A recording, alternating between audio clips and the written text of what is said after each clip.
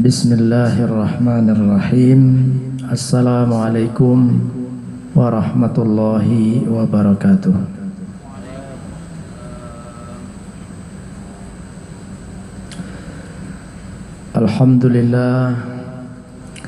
Alhamdulillahi rabbil alamin.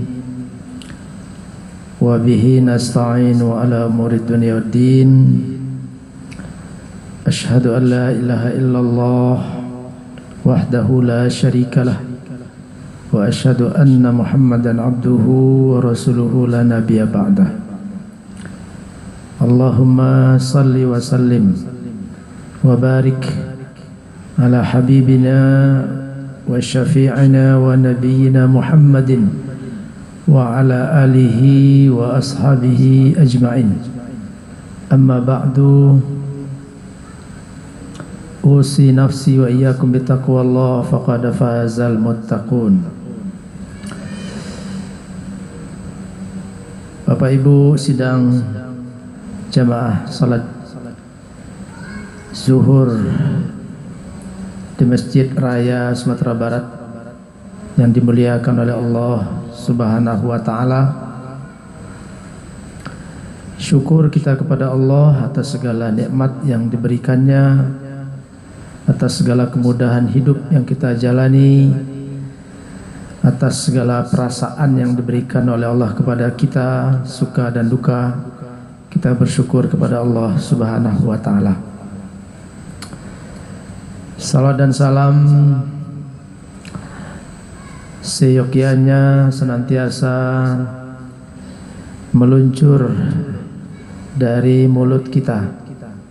Allahumma salli ala Muhammad wa ala ali Muhammad, sebagai bentuk kecintaan kita kepada Rasulullah sallallahu alaihi wasallam dan sebagai bentuk harapan kita mudah-mudahan Nabi Muhammad juga mencintai kita dan menganggap atau memasukkan kita ke komunitas atau jemaah dari Nabi Muhammad sallallahu alaihi wasallam. Amin. Bapak Ibu yang dirahmati oleh Allah,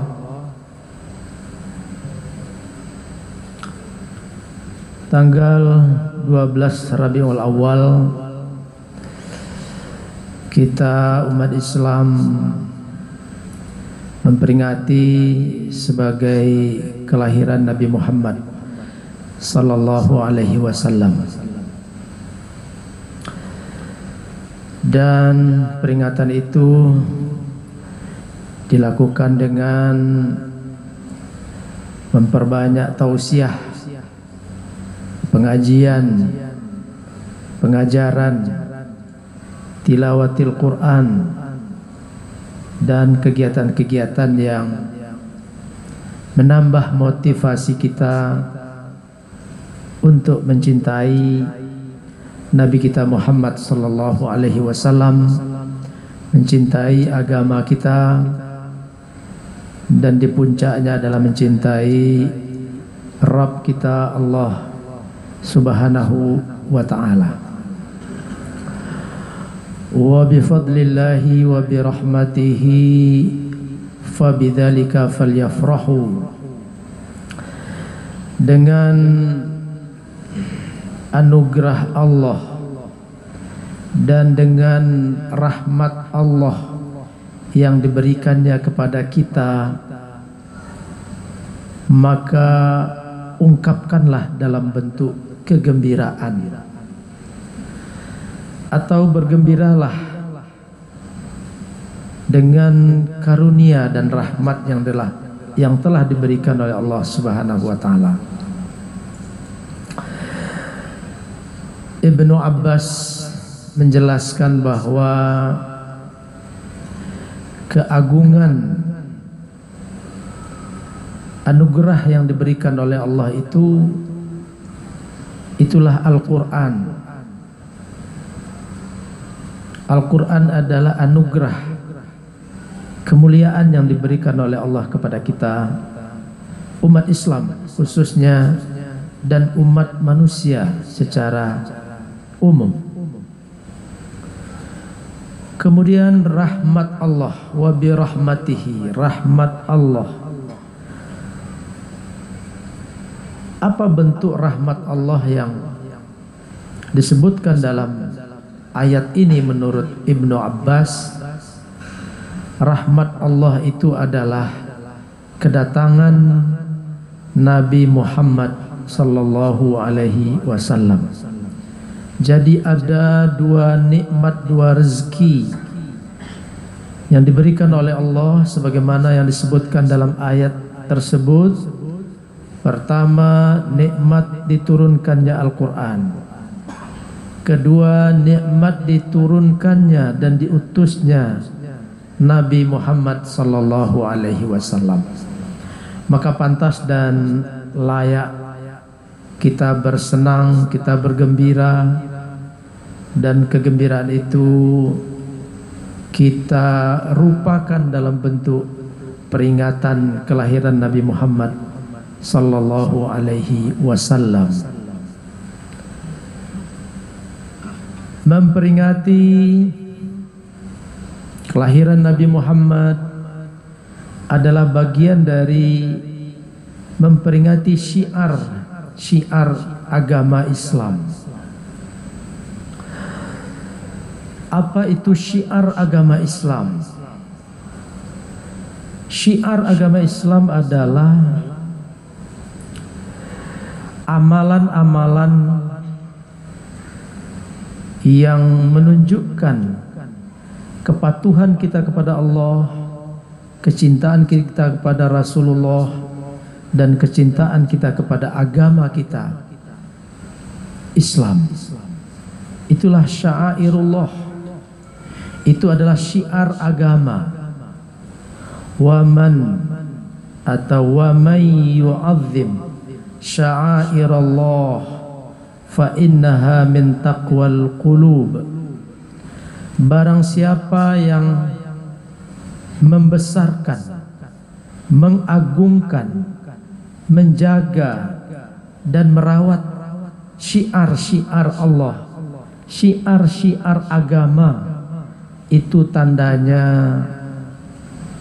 ada takwa, ada keimanan di dalam diri kita. Dan tentu sebaliknya, jika syiar-syiar itu, simbol-simbol itu kita remehkan, kita rendahkan, kita lecehkan, maka sesungguhnya berarti lemahnya iman, lemahnya takwa di dalam diri kita. Ibadah-ibadah kita adalah syiar dari agama. Salat kita, haji kita, puasa kita, dan simbol-simbol seperti masjid, simbol masjid, simbol azan, simbol pakaian.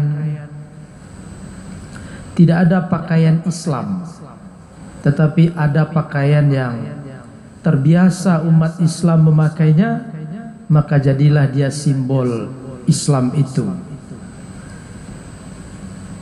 Melecehkan simbol-simbol itu menandakan lemahnya iman, lemahnya ketakwaan. Sidang jamaah yang dirahmati oleh Allah Subhanahu wa taala, kita berada di era disrupsi. Ada namanya era disrupsi atau era post-truth. Post-truth. Apa itu era disrupsi? Apa itu era distruth? Itulah era di mana kebenaran itu tidak ditentukan oleh benarnya sesuatu. Kebenaran tidak ditentukan bahwa sesuatu itu memang benar, tetapi kebenaran ditentukan dengan sejauh mana sesuatu itu disebut-sebut sebagai kebaikan. Suatu keburukan jika terus-menerus disebut sebagai satu kebaikan, maka di era ini keburukan itu menjadi sesuatu yang baik. Begitu sebaliknya, sesuatu yang baik itu kalau terus-menerus disebut sebagai satu keburukan, maka jadilah yang baik itu menjadi buruk. Itulah era disrupsi, era keadaan, kondisi, nilai-nilai terbolak-balik. Terbolak-balik. Di dalam kehidupan ekonomi ada juga disrupsinya. Jika definisi orang sukses dulu atau kaya dulu ditandai dengan memiliki gedung perkantoran yang mewah, tinggi, besar, banyak. Tanda sukses itu kantornya 7 lantai, 20 lantai. Tanda suksesnya sebagai pebisnis transportasi, taksinya jumlahnya ratusan ribuan, itu tanda sukses. Hari ini di era disrupsi, hal itu terbolak-balik.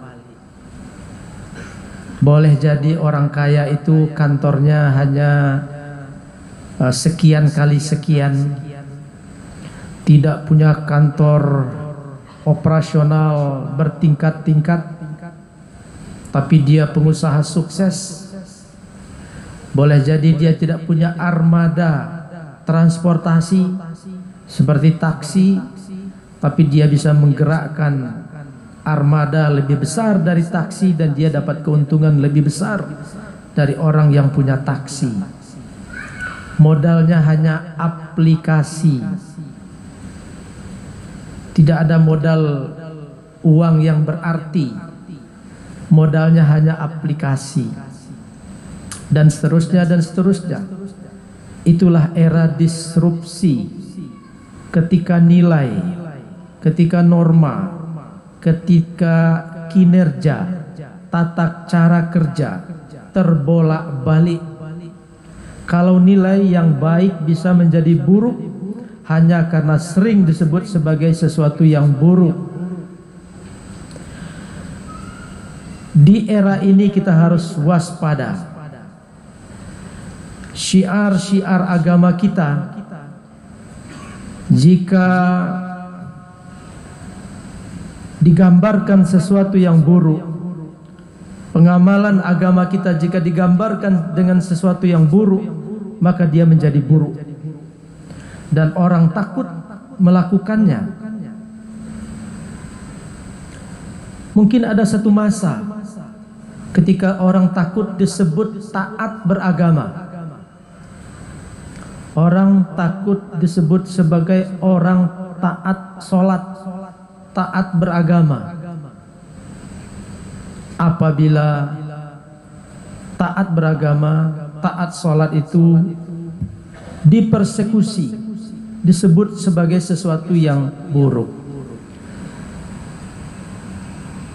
Beberapa hari terakhir kita melihat salah seorang calon presiden Republik Indonesia, bakal calon, itu menggunakan media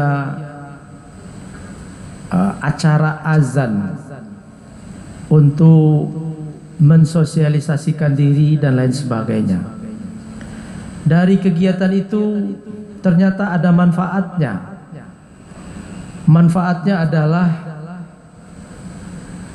orang tidak alergi dengan agama. Politisi tidak alergi dengan agama. Orang sudah mencari alasan, mencari beda antara politik identitas dan identitas politik. Sebenarnya sama saja, politik identitas ataupun identitas politik. Tapi orang mencoba mencari pembenaran, itu bukan politik identitas, tapi itu adalah identitas politik. Ya sama saja. Artinya kita beri ruang kepada siapa saja untuk membawa agama ini fungsional dalam seluruh lini kehidupan kita. Dalam sektor ekonomi, agama ini harus fungsional.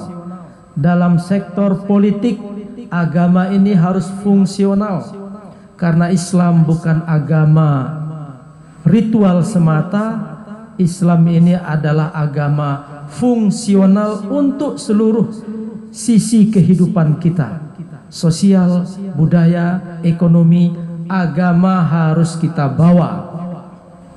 Sosial, ekonomi, politik, budaya, agama harus kita bawa, karena di dalam agama itu terletak nilai-nilai luhur, nilai-nilai universal. Ada keadilan, ada kejujuran, ada amanah, ada tanggung jawab, semua. Jika PBB baru mendeklarasikan Human Rights Declaration tahun 1948, Islam telah mendeklarasikan hak asasi manusia abad ke-7 Masehi. Tertinggal sekali. Oleh karena itu, agama ini harus fungsional dalam kehidupan kita, dalam seluruh lini, dalam kehidupan administrasi kita, kehidupan politik kita, kehidupan ekonomi kita. Agama Islam harus fungsional. Aqulu qouli hadza wa astaghfirullah li wa lakum innahu huwas samiul alim. Wassalamualaikum warahmatullahi wabarakatuh.